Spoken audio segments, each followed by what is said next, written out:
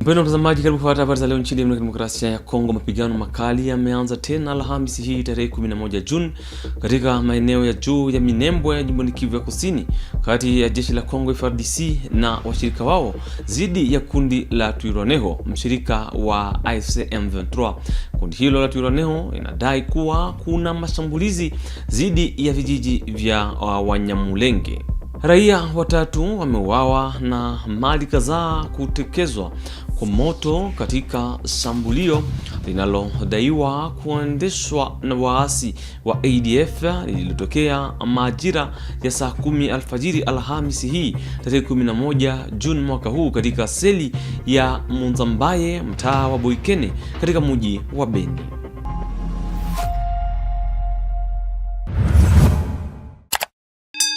Hujambo. Mapigano makali yameanza tena Alhamisi hii tarehe 11 Juni mwaka huu katika maeneo ya nyanda za juu za Minembwe mkoani Kivu ya Kusini, yakihusisha vikosi vya jeshi la Jamhuri ya Kidemokrasia ya Kongo FARDC pamoja na washirika wao dhidi ya kundi la Twirwaneho, mshirika wa AFC M23. Katika taarifa yake, Twirwaneho imesema kuwa vijiji vya Mikenge pamoja na maeneo kadhaa ya wilaya za Fizi, Itombwe na Uvira vinakabiliwa na mashambulizi makali yanayolenga raia wa jamii ya Banyamulenge. Blaise Basabose ana maelezo zaidi. Katika taarifa iliyotolewa Alhamisi hii, Twirwaneho imelaani mashambulizi yanayoendelea dhidi ya raia katika maeneo ya Minembwe na Mikenge kwenye nyanda za juu za Fizi, Itombwe na Uvira. Kwa mujibu wa Twirwaneho, vitendo hivyo ni sehemu ya kampeni ambayo imekuwa ikiendelea kwa karibu miaka 9 na miungano jumuisha FARDC, jeshi la Burundi, makundi ya wazalendo na FDLR zidi ya jamii ya Banyamulenge. Mara nyingi Twirwaneho umevutia umakini na mamlaka ya kitaifa, viongozi wa kikanda na jumuiya ya kimataifa kuhusu kuongezeka kwa operesheni za kijeshi za muungano huu ambao umelenga maeneo yanayokaliwa na Banyamulenge. Lakini hadi sasa hakuna hatua yoyote iliyochukuliwa, jambo linaloruhusu mauaji, watu kulazimishwa kuhama, vitendo vya ukatili na kijinsia, utekaji nyara, uharibifu wa mali za raia na kuongezeka kwa janga la kibinadamu kuendelea bila adhabu, imelaani Twirwaneho katika taarifa hiyo. Mapigano yameripotiwa katika siku za hivi karibuni katika vijiji vya Ilundu, Gakenke, Kalindi na Bidegu.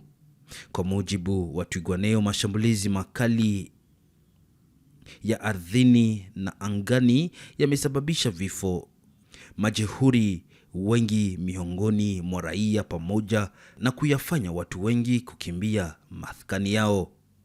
Twirwaneho imekataa vikali madai ya FARDC kwamba Minembwe ni maficho ya waasi wa Burundi na kundi la Red Tabara. Twirwaneho imetaka kuondolewa mara moja kwa majeshi la Burundi katika ardhi ya Kongo na imeomba kufanyika kwa uchunguzi huru wa kimataifa kuhusu ukiukwaji wa haki za binadamu unaoripotiwa katika eneo hilo. Kama nilivyosema awali, raia watatu wameuawa katika shambulio linalodaiwa kufanywa na magaidi wa ADF MTM katika seli ya Munzambaye, mtaa wa Boikene mjini Beni mapema asubuhi ya leo Alhamisi hii tarehe 11 Juni mwaka 2026. Kwa mujibu wa mashirika ya kiraia ya Boikene, nyumba 4 na pikipiki 3 pia zilichomwa moto. Mashahidi wanasema waliamshwa na mlipuko pamoja na sauti za risasi kabla ya kukimbia kutafuta usalama. Mkazi wa Munzambaye sinangu mlambuka vulikirwa. Unaweza tuelezea kama vitu vilipitikana namna gani yenye wewe ulijua hapo? Basi mimi mu magharibi 19:30 nilienda pandia kwa bavoaze nikaenda lala kule. Sasa ilifika 4 ndio tulisikia masasi. Sio wote kutokea nje ndio tukaona nyumba na nongola tukakimbia. Mimi sikuona nalu, sikuona nini tu, tulisikia mlio wa masasi. Na wakati ulifika kwako gizi, unasema ulikimbia ukarudia, ulikutana namna gani za kuteleza kwa kirefu? Nikakuta walifika ku parcelle, wakaona mlango nafungiwa, wakachoma mafika. Mimi hawakufungula mlango tu, mlango uko bien. Ila walichoma tu kama mafika, ilikuwa kama mafika ya nyasi. Maana yake wewe uliepuka kwa neema ya Mungu. Ndio. Na ile jana mlikuwa kana mwenja sikia sawa hata marimere kusema mambo akose. Mimi sasa ile habari ya kusema banasema Vemba na huku kama Mayangose huku kama basema Maya Kopo. Sasa nilisikia kile mambo ya Maya Kopo nisema hapana. Wale wanatembea kama mashafu. Kila niko kumwingine mimi peke nikasema hapana nisogeshe watoto. Asante mama. Ndio. Sasa tukumbusha tena jina. Ngambuka Vulikirwa. Hatimaye mitihani ya Hatena Sospe imezinduliwa Alhamisi hii tarehe 11 Juni mjini Goma katika shule la Complexe Scolaire La Joie, huku watahiniwa 50,000 wakitarajiwa kushiriki katika mkoa wa Kivu Kaskazini. Makamu wa gavana msaidizi anayeshughulikia masuala ya uchumi Amani Shadrack aliongoza hafla ya uzinduzi huo mbele ya viongozi wa AF23 na wakaguzi wa elimu. Alisitiza umuhimu wa nidhamu na akapiga marufuku matumizi ya simu pamoja na udanganyifu wakati wa mitihani.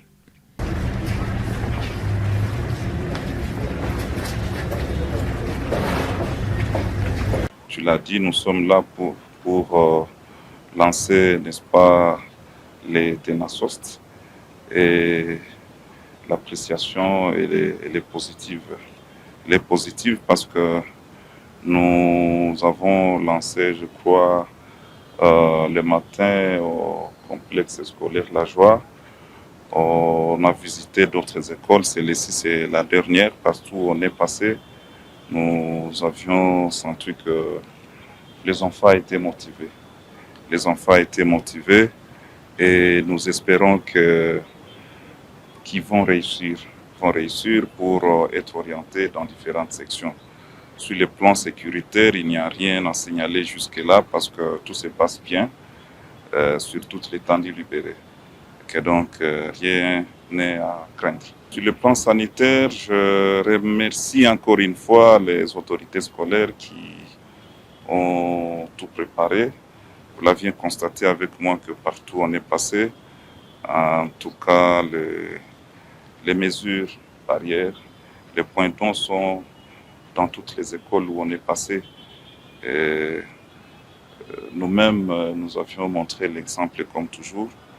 On s'est lavé les mains avec tous nos collaborateurs et il nous a été rassuré que même les enfants, avant d'entrer dans leur salle de classe, ils se sont tous lavés.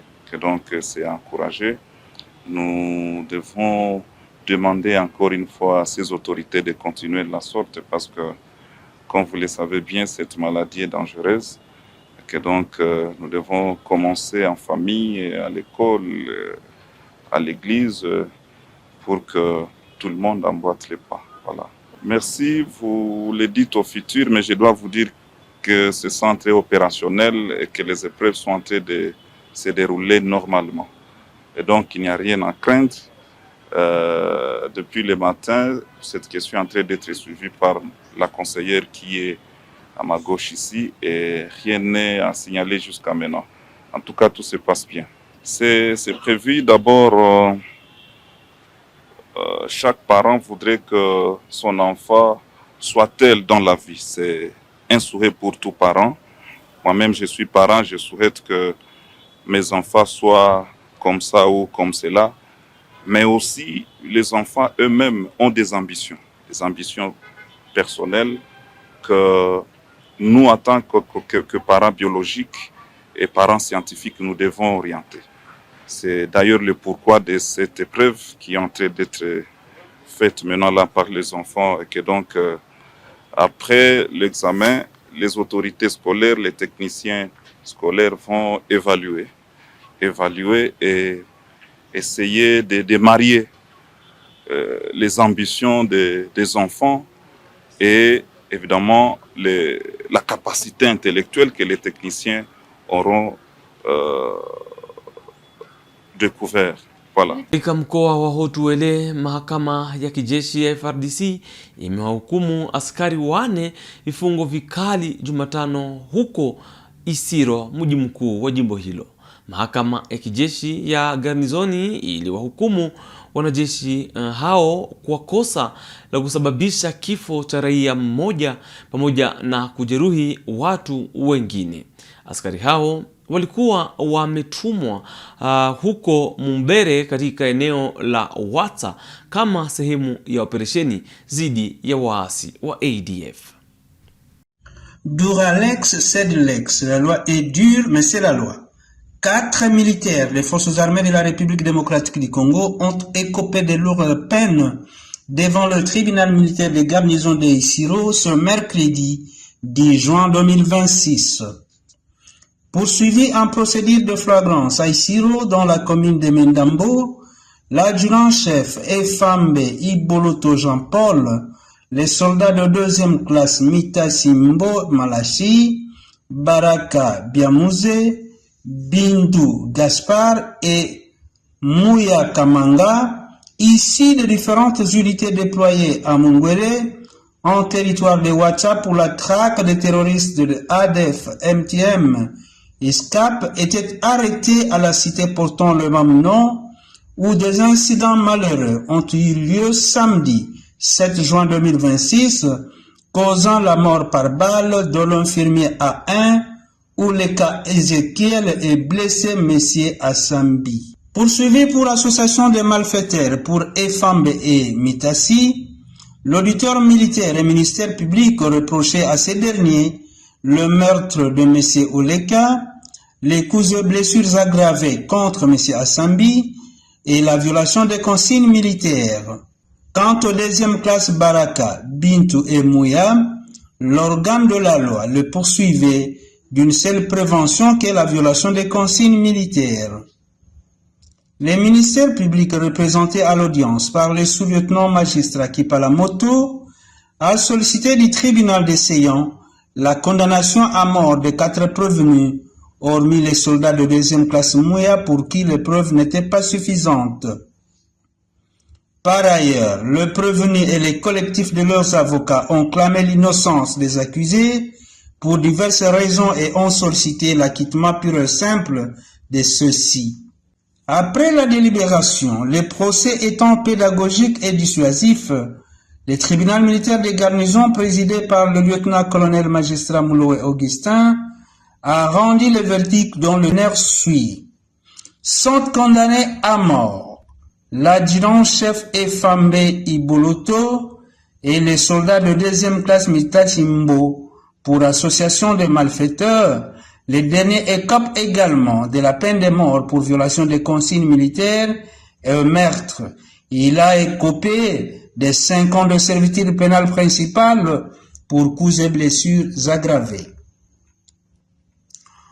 Outre les condamnations pénales, il est condamné à payer à la partie civile famille du défunt $50,000, l'équivalent en francs congolais, in solidum avec son employeur, l'État congolais.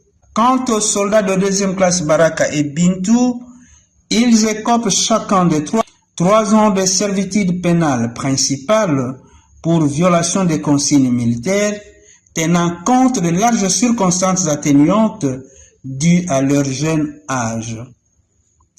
Par contre, le soldat Mouya Kamanga est acquitté des fins de toute poursuite judiciaire pour insuffisance de preuves quant à la violation des consignes lui reprochées. Après ce verdict, l'avocat conseille de prévenir maître Alain Munungu s'est dit dessus de cette décision et a interjeté appel sur le banc. À titre dans le cas de l'arme pour laquelle il a acquis, l'arme de mer, les munitions pour lesquelles il lui a délivré sont intactes, aucune perte, raison pour laquelle nous les élevons et nous avons le droit d'appeler appel. Tandis que maître Dadi Mulongoli, représentant l'État congolais, est convaincu que le droit est très bien dit pour son client. Nous sommes satisfaits de la décision du tribunal puisqu'il a fondé son éthique de conviction en nous condamnant sévèrement sur le pied de l'article 260 du Code civil congolais tome 1. Il faut noter que cette procédure prouve à suffisance qu'il n'y a pas d'impunité au sein des forces armées de la République démocratique du Congo. Quiconque est déclaré coupable de faits répondra devant son juge naturel. Et les autorités tant politiques de la place que militaires ont participé à cette audience. Naibu waziri mkuu anayehusika na mambo ya ndani Jacquemain Shabani Luko Bihango alikutana tarehe 10 Juni na wabunge wa kitaifa kutoka jimbo la Haut-Katanga huko mjini Kinshasa. Wabunge hao waliwasilisha changamoto za usalama zinazokabili mji wa Lubumbashi, Kasumbalesa na maeneo ya mipakani. Pia wabunge walijadili masuala ya utawala wa maeneo na utabiti wa taasisi katika mkoa huo. Du Haut-Katanga est présent, je crois que nous sommes tous ici. Nous avons jugé urgent de solliciter l'audience auprès du VPM qui nous a reçus. Nous avons eu une longue séance de travail. Nous avons d'abord tenu, en guise d'introduction, à remercier le gouvernement à travers le VPM pour le nouveau statut de ville qu'a obtenu la cité de Kipushi. Ces statuts que nous avons obtenus, que la ville a obtenu, est issu de démarches entreprises par la population elle-même, par la société civile et également par les élus. Deuxième problème abordé d'une manière générale est relatif avec la ville de Lubumbashi. Mais les problèmes essentiels concernaient 3 points. Le premier point était sur la sécurité. Le deuxième point sur la petite territoriale. Et le troisième point, non pas de moindre, c'est sur le gouvernorat. En ce qui concerne la sécurité, nous avons tenu à dire que la situation s'améliore. Mais néanmoins, les poches d'insécurité et les faits de banditisme persistent toujours dans la ville de Lubumbashi, à Kasumbalesa, à Likasi et dans les autres villages. Nous avons également noté que l'insécurité, en fait, pour qu'elle soit jugulée, devrait également voir les effectifs en fait de la police devaient être améliorés. Néanmoins, les efforts fournis par la province sont promoteurs, notamment sur l'acquisition de la mobilité, tant sur routier que sur les lacs. Le deuxième problème que nous avons abordé, c'était sur la petite territoriale. Étant donné que c'est dans le domaine, en fait, du VPM, nous avons tenu, en tout cas il a tenu à nous rassurer que cette territoriale devrait être plutôt technique. Donc on devra améliorer en fait la position pour que la territoriale soit beaucoup plus, que les résultats soient beaucoup plus positifs pour la population. Le troisième problème, et non de moindre, qui fait l'actualité du moment, la province. Nous avons noté dans la province la démission du gouverneur et actuellement nous avons un intérimaire. Nous avons discuté, nous avons tenu en tant que caucus à pouvoir exprimer notre son de cloche et le VPM l'a bien noté. Et cela dans le but de la stabilité et de la paix pour notre province. Ce que nous demandons en ce qui concerne notre province, c'est que nous puissions évoluer, aller de l'avant. Et le VPM a été très réceptif. Tous les problèmes que nous lui avons soumis, il les a écoutés, nous avons échangé et nous avions été en tout cas satisfaits de cette audience avec le VPM.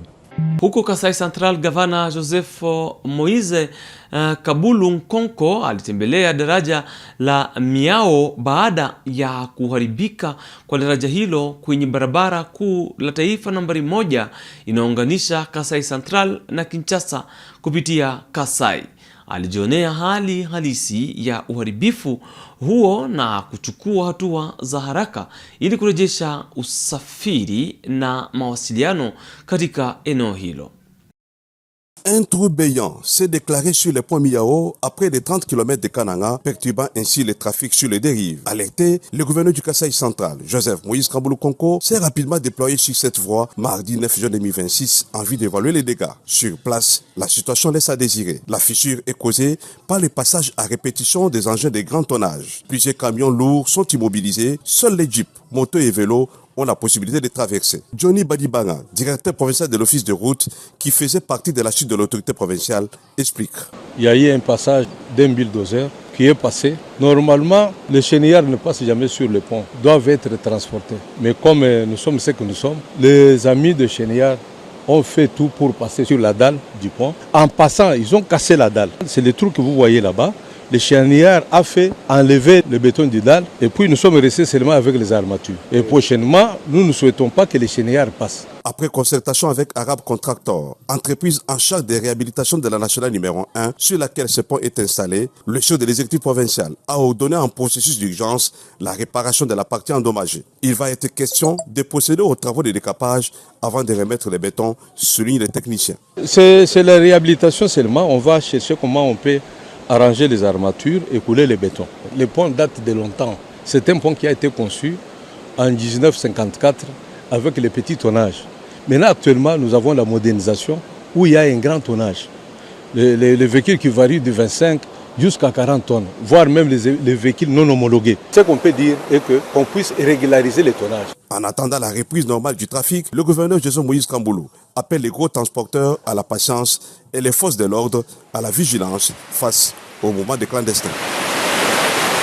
Mpendwa mtazamaji wa Kivu Morning Post TV, pamoja na habari hizo kutoka Kasai, tunakomesha habari za leo yaliyojiri nchini DRC. Tukutane kesho kwa habari zingine.